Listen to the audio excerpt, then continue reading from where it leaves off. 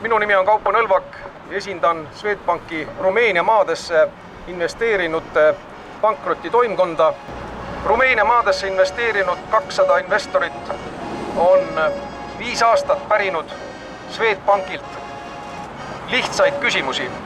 Kuhu investeerite nende raha, millised olid need eeldused, millised olid hinnangud ja miks pank ei täitnud hoolsuskohustust.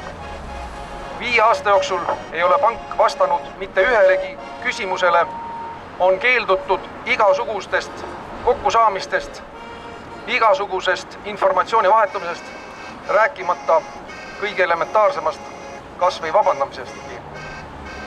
Üleeile saabus ringkonnakohtu määrus, mis lõpuks siis teavitas meid sellest, mida me teadsime tegelikult algusest peale.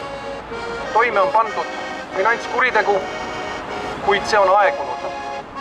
Aegumise peale on Swedbank algusest peale püüdnud rõhuda ja seni on see neil õnnestunud. Kindlasti nõuavad 200 investorit ka edaspidi aru. Ja aru peaks nõudma ka kõik need, kes tegutsevad Eesti finantsturul. Aru peaks nõudma riik, aru peaks nõudma finantsjärelevalve. Swedbank on Eesti turul kõige suurema turuosalusega, kõige suurema kliendibaasiga ja ei ole vastuvõetav, et sellise turujõuga finantsettevõte käitub oma klientide, oma investorite suhtes sellisel viisil, nagu on käitutud Rumeenia maade investoritega.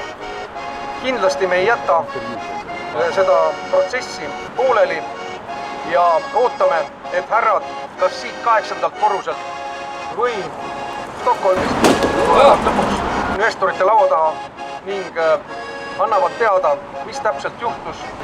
Investorid ei jäta seda viimaseks. Kindlasti me jätkame, kuni Eesti üldsus, avalikkus ja kõik, kellele läheb korda finantskeskkonna ausus, puhtus ja läbipaistvus, saavad vastuse.